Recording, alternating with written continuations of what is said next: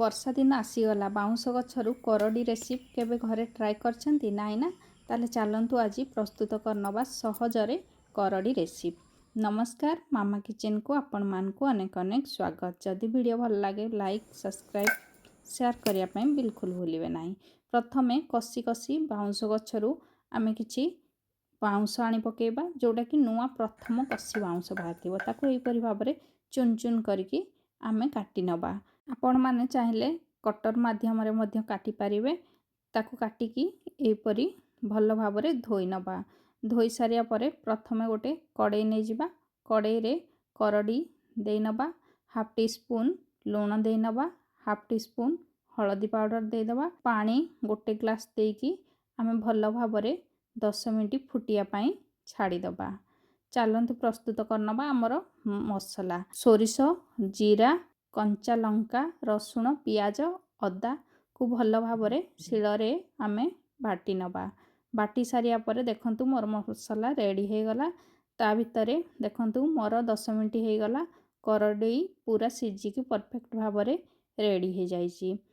ଚାଲନ୍ତୁ ଯିବା ଆଜିର ପ୍ରସ୍ତୁତି। ପ୍ରଥମେ ଆମେ 2ରୁ 3 ଚାମଚ ତେଲ ଦେଇନେବା। ସେଇଥିରେ ଗୋଟେ ଚାମଚ ଫୁଟଣ ଦେଇନେବା, ଭୃସଙ୍ଗ ପତ୍ର କିଛି ପକାଇ ନେବା, କଞ୍ଚା ଲଙ୍କା 2ରୁ 3ଟି ପକାଇ ନେବା। ଆପଣ ଯେତିକି ରାଗ ଖାଉଥିବେ ସେହି ଅନୁସାରେ ପକାଇ ନେବେ। କଟା ପିଆଜ ପକାଇକି 2 ମିନିଟ୍ ଏପଟ ସେପଟ ଚଲେଇ ନେବା। କିଛି ରସୁଣ ଛେଚା ପକାଇ ନେଇଛି, ଯେଉଁଟାକି ଫ୍ଲେଭର ବହୁତ ବଢ଼ିଆ ଆସେ। ଆଉ କିଛି କଟା ଟମାଟୋ, ହଳଦୀ ପାଉଡ଼ର, ଲଙ୍କା ଗୁଣ୍ଡ, ଜିରା ଗୁଣ୍ଡ, ଧନିଆ ଗୁଣ୍ଡ, ତାର ଫ୍ଲେଭର ଭଲ ଆସିବା ପାଇଁ ହାଫ୍ ଟି ସ୍ପୁନ୍ ମିଟ୍ ମସଲା ପକାଇ ନେବା। ସ୍ୱାଦ ଅନୁସାରେ ଲୁଣ ପକାଇ ନେବା। ଆମେ 2 ମିନିଟ୍ କଷି ନେବା। କଷି ସାରିବା ପରେ ବଟା ସୋରିଷକୁ ପକାଇ ନେବା। ସୋରିଷକୁ 2ରୁ 3 ମିନିଟ୍ ଭଲ ଭାବରେ କଷି ନେବା। କଷି ହେଇସାରିବା ପରେ ସିଝା କରଡ଼ିକୁ ଆମେ ପକାଇ ନେବା।